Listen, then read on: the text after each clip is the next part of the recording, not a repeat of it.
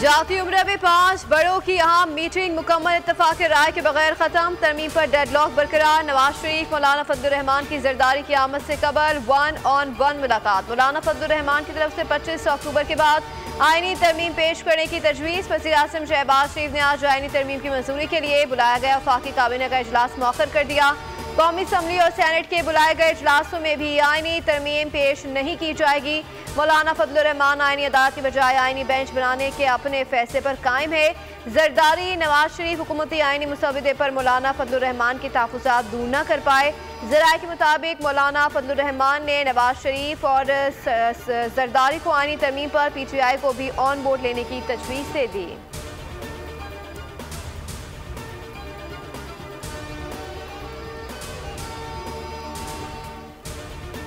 आईनी तरमीम पर बड़ी ज़ियाफ़ती टेबल सजी। गर्मा गर्म खाने के साथ साथ गर्मा गर्म मुशावरत। जाती उम्र में नवाज शरीफ की जानिब से शाया मौलाना फजलुर रहमान, सदर मुमलिकत आसिफ अली जरदारी, बिलावल भुट्टो जरदारी जाती उम्र पहुंचे। PP वफ़द में गवर्नर पंजाब सरदार सलीम, नवेद कमर, मुर्तज़ा वहाब, जमील अहमद सोमरो शामिल। नवाज शरीफ, शहबाज शरीफ और मरियम नवाज शरीफ ने मेहमानों का इस्तकबाल किया।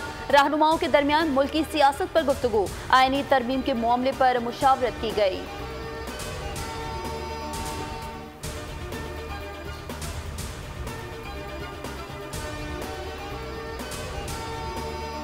सदर मुमलिकत आसिफ अली जरदारी ने कौमी असम्बली और सेनेट के इजलास आज तलब कर लिए। सेनेट इजलास दोपहर 3 बजे होगा। 14 नुकाती एजेंडा जारी। कौमी असम्बली का इजलास 4 बजे होगा। आईनी तरमीम के बिल कल पेश न होने का इम्कान। वफाकी काबीना का आज बुलाया गया इजलास मौखर कर दिया गया। ज़राए के मुताबिक इजलास के नए शेड्यूल से बाद में आगाह किया जाएगा।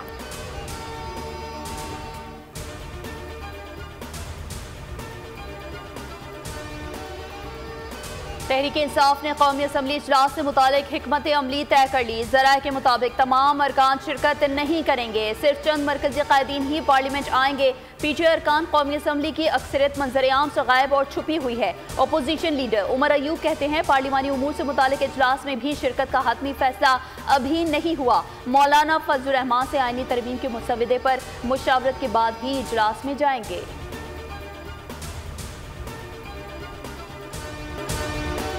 शंघाई ताउन तंजीम के सरबराही इजलास में रुकन ममालिक में नए इक़्तिसादी डायलॉग पर इत्तेफाक। 8 दस्तावेज़ात पर दस्तखत। तमाम हुकूमती सरबराहान ने मुश्तरका अलामी पर दस्तखत किए। रियासतों की खुद मुख्तारी, आज़ादी और इलाकाई सालमियत का बाहिमी एहतराम पायदार तरक्की की बुनियाद है। पाकिस्तान, रूस, Tajikistan, Uzbekistan, Belarus, Iran, Kazakhstan, Kyrgyzstan ने चीन के 1 बेल्ट 1 रोड की हिमायत कर दी। रुकन ममालिक ने बजट से मुतालिक उमूर की मंजूरी दी। शंघाई ताउन तंजीम सरबराहान हुकूमत कौंसिल की सदारत भी रूस के सुपुर्द कर दी गई। आइंदा इजलास 2025 में रूस में होगा। वज़ीर आज़म शहबाज शरीफ की रूस को मुबारकबाद।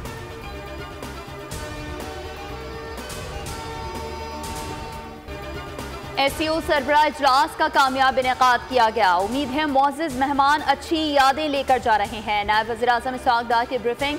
कहा पायदार तरक्की के लिए मुख्तलिफ तजावीज़ पर इत्तेफाक किया गया है। तिजारत, सरमायाकारी और तख्लीकी मईशत के फ़रोग पर तबादला ख्याल हुआ। इजलास का एलामिया 1 साल की मेहनत का नतीजा है। सेक्रेटरी जनरल SCO ने कहा कि पाकिस्तान ने इजलास के बेहतरीन इक़दाम किए। पाकिस्तान की मेहमान नवाजी पर उनका शुक्रगुजार हूँ।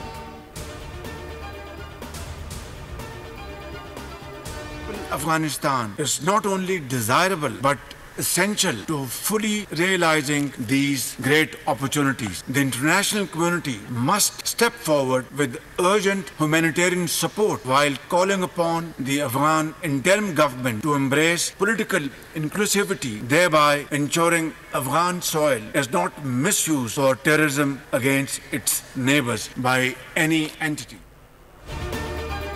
पाकिस्तान खित्ते में इस्तेहकाम चाहता है। अफगान सरजमीन का दहशतगर्दी के लिए इस्तेमाल रोकना होगा। अफगानिस्तान में हम के ख्वाह है। वज़ीर आज़म शहबाज शरीफ का SCO इजलास से खिताब। कहा बैनुल-अक़वामी बिरादरी को अफगानिस्तान की इंसानी इमदाद के लिए आगे आना होगा। वक्त आ गया है SCO के मकासद इक़दामात पर अमल दरामद यकीनी बनाया जाए। इलाकाई तरक्की के लिए बेल्ट एंड रोड इंतहाई अहम है। माहौलियाती तब्दीली बका के लिए एक बड़ा बहरान है।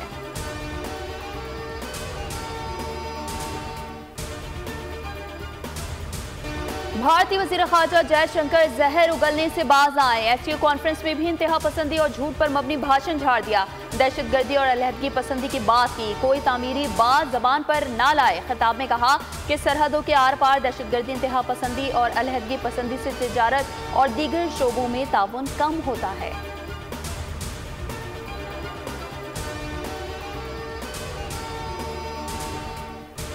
एक एजाज की बात है कि 27 साल बाद एक कॉन्फ्रेंस जो है इस लेवल की पाकिस्तान में हुई है, उससे पाकिस्तान की मईशत को, पाकिस्तान के अवाम को जो है वो बहुत फवायद हासिल होंगे।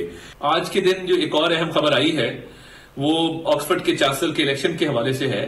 और देखिए, महज़ब माशरों के अंदर और जो लोग केसेस में मुलव्वस होते हैं, उनको इस तरह की स्टीम पोजीशंस के लिए इलेक्शन रन करने की इजाजत नहीं।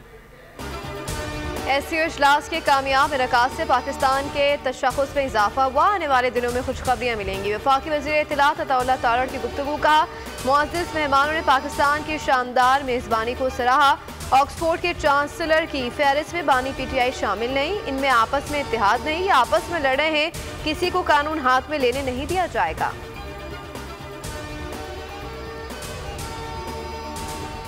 पाकिस्तान एससीओ इजलास की मेजबानी के लिए तैयार। अहम खबर इस वक्त आपको देंगे। नूर खान एयरबेस पर चीनी वजीर आजम पहुंच चुके हैं। कॉन्फ्रेंस के आगाज पर वजीर आजम पाकिस्तान मोहम्मद शहबाज शरीफ ने इफ्तिताही तकरीब से खिताब किया।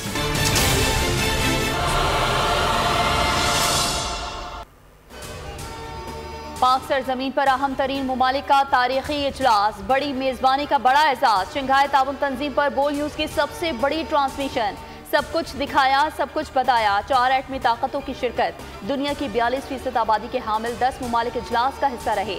सिफारती और मुआशी तज्जियाकारों ने अहमियत बयान की। आलमी तन्हाई का बयानिया बनाने वालों को मुंह की खाना पड़ी। पाकिस्तान में कॉन्फ्रेंस का इनेकाद बड़ी कामयाबी करार दी जा रही है। पाकिस्तान की ताल्लुकात जो पार्टिसिपेटिंग नेशंस थी उनके साथ बेहतर हुए, गर्मजोशी का मुजाहरा हुआ। और मैं समझती हूँ कि पाकिस्तान को एक्सपोर्ट्स में इस कॉन्फ्रेंस के बायस खासी तक़वियत हासिल होगी। इस्लामाबाद में शंघाई ताउन तंजीम इजलास का कामयाब इनकाद। पाकिस्तान दुनिया भर में मरकज़ निगाह बन गया। दुनिया भर में हमारा मुस्बत तशख़्ख़ुस उजागर हुआ। प्रोग्राम बोल आदिल अब्बासी के साथ में गुफ्तगू करते हुए साबिक सफ़ीर आबिदा हुसैन ने एससीओ कॉन्फ्रेंस को बरामदात में बढ़ाने के लिए खुशाइंद करार दिया।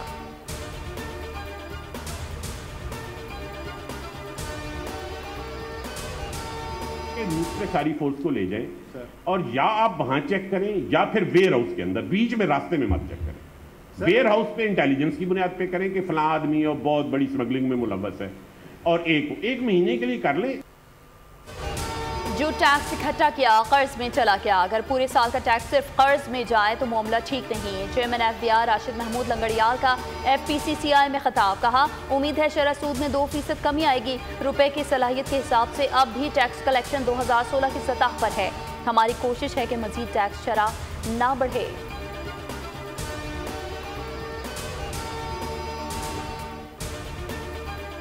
ऑक्सफोर्ड यूनिवर्सिटी के चांसलर के इंतखाब के उम्मीदवारों की फहरिस्त जारी। 38 उम्मीदवारों की लिस्ट से बानी PTI का नाम खारिज। ऑक्सफोर्ड यूनिवर्सिटी ने बानी PTI को उम्मीदवारों की फहरिस्त से बाहर कर दिया। ऑक्सफोर्ड यूनिवर्सिटी के चांसलर का ओहदा रिवायती और अलामती नौयत का होता है।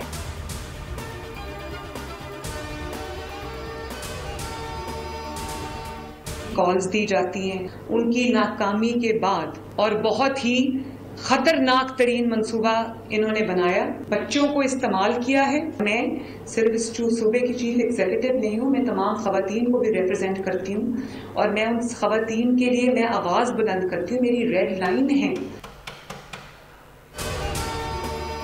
PTI ने धरनों में नाकामी के बाद लाहौर कॉलेज में बच्ची के साथ ज्यादती के मुबैना वाक़े का खतरनाक मंसूबा बनाया। तहरीक इंसाफ एक दहशतगर्द जमात है, अपने मंसूबों के लिए बच्चों को इस्तेमाल किया। वज़ीर आला पंजाब मरीम नवाज शरीफ की न्यूज़ कॉन्फ्रेंस। कहा, ऐसा वाक़या होता तो किसी के कहे बगैर एक्शन लेती। खवातीन और बच्चों के खिलाफ जराइम मेरी रेड लाइन है। बच्ची को बदनाम करने और ऐसी रिवायत डालने वालों को नहीं छोड़ूंगी।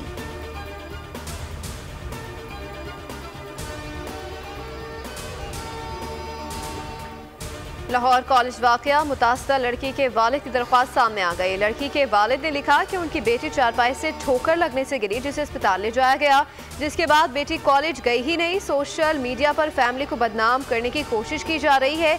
इस साजिश के जिम्मेदारों के खिलाफ कार्रवाई की जाए।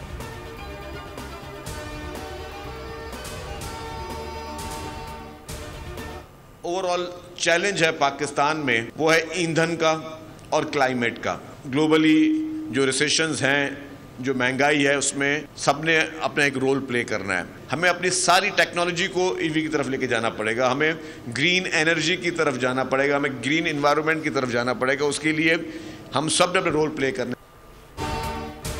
मुल्क को अफरा तफरी नहीं, इस्तेहकाम चाहिए। माहौलियाती आलूदगी संगीन मसला है, हमें ग्रीन एनर्जी की तरफ जाना चाहिए। हम मिलकर पाकिस्तान को आगे ले जा सकते हैं। वज़ीर इत्तलात सिंध शर्जील इनाम मेमन का तकरीब से खिताब, कहा महंगाई के खात्मे के लिए सब ने अपना किरदार अदा करना होगा। माहौलियात के लिए इलेक्ट्रिक मसनूआत पर आएंगे तो बेहतरी आएगी। ऐसी टेक्नोलॉजी का इस्तेमाल करना होगा जिससे मुल्क आगे जाए।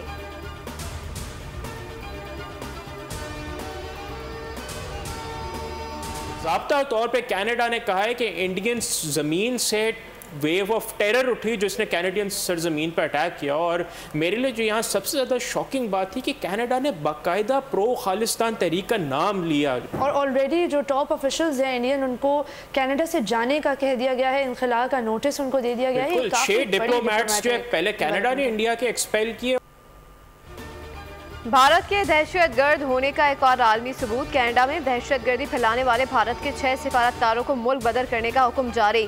फ्रंट पेज प्रोग्राम के मेज़बान मुइज़ुर रहमान और अलीबा फातिमा ने पोस्टमार्टम कर दिया। कहा कैनेडियन हुकूमत का 6 सिफारतकारों को मुल्क बदर करने का हुक्म इस बात की दलील है कि भारत दुनिया में दहशतगर्दी फैला रहा है।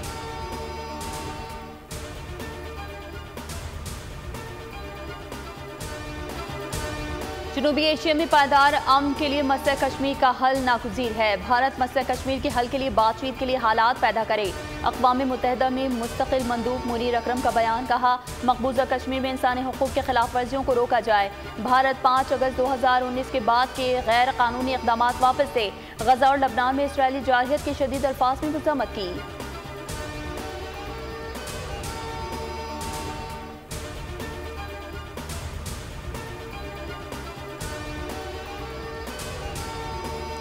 मकबूजा कश्मीर में नाम निहाद इंतखाबात, कठपुतली वज़ीर आला उमर अब्दुल्ला ने हल्फ उठा लिया। उमर अब्दुल्ला दूसरी बार इस मनसब पर फाइज हुए हैं। उमर अब्दुल्ला ने कहा कि बीजेपी की हुकूमत के होते हुए आर्टिकल 370 की बहाली मुमकिन नहीं, लेकिन कभी न कभी तो हुकूमत बदलेगी।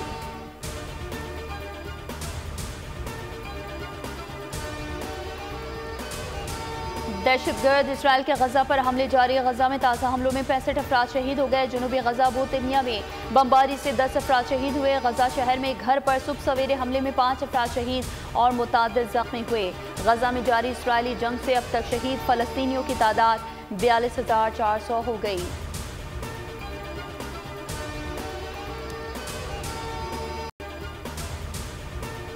इसराइल की जारियत ने गजा को मलबे का ढेर बना दिया। जिंदा बच जाने वालों के लिए जिंदा रहना भी मुश्किल हो गया। गजा में आटा 11,000 रुपये और टमाटर 50,000 रुपये फ़ी किलो हो गए। अल जज़ीरा ने गजा में मुख्तलिफ अशया खुरनोश की ताज़ा कीमतें शाया कर दी, जिसके मुताबिक शुमाली गजा में खीरे 40,000 रुपये फ़ी किलो, जबकि जनूबी गजा में 2200 रुपये फ़ी किलो दस्तियाब हैं। जंग से कबल खीरे की कीमत 280 रुपये फ़ी किलो थी, गोश्त 25,000, खाना पकाने का तेल 2500 रुपये और पानी की बोतल 550 रुपये की दस्तियाब है।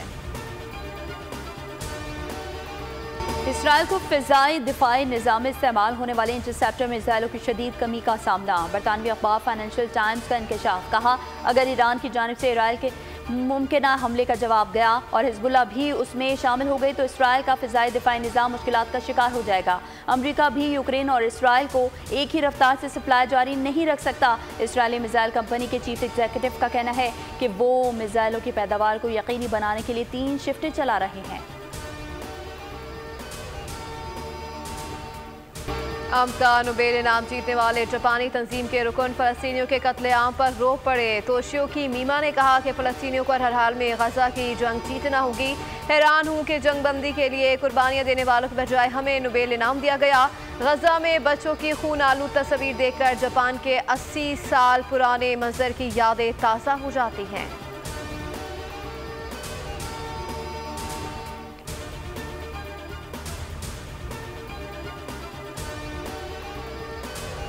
मुल्तान टेस्ट के दूसरे दिन का खेल खत्म। इंग्लैंड ने अपनी पहली बारी में 6 विकेटों पर 239 रन बना लिए। इंग्लैंड को पाकिस्तान की पहली इनिंग्स में बढ़तरी खत्म करने के लिए मजीद 127 रन दरकार। बैन टैगेट 114 रन के साथ टॉप स्कोरर रहे। जॉ रूट ने 34, ओली पॉप ने 29 और जैक क्रॉली ने 27 रन स्कोर किए। पाकिस्तानी स्पिनर्स की शानदार बॉलिंग 6 विकेटें हासिल की। पाकिस्तान क्रिकेट टीम पहली इनिंग्स में 366 रन बनाकर आउट हो गई थी।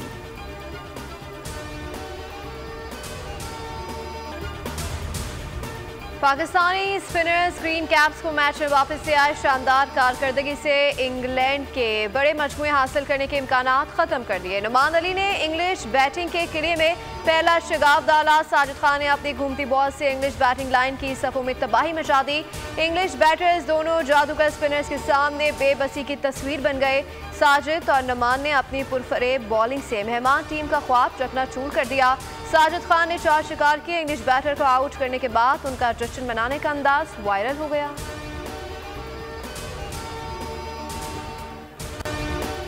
लियोनेल मेसी के इंटरनेशनल करियर की 10वीं hat trick. World cup qualifying round में अर्जेंटाइन ने बोलिविया को 6-0 से आउट क्लास कर दिया। मेसी ने रोनाल्डो की 10 हैट्रिक का रिकॉर्ड बराबर कर दिया।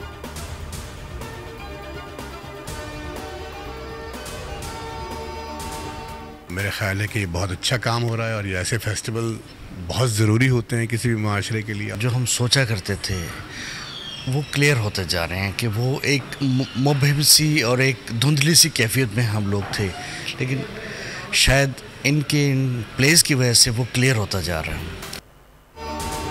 और Karachi arts council of Pakistan Karachi में 38 रोज़ा वर्ल्ड कल्चर फेस्टिवल जारी। मज़ाहिया सनसनीखेज थिएटर प्ले द 39 स्टेप्स पेश। ड्रामा उर्दू और इंग्लिश दोनों ज़बानों में पेश किया गया।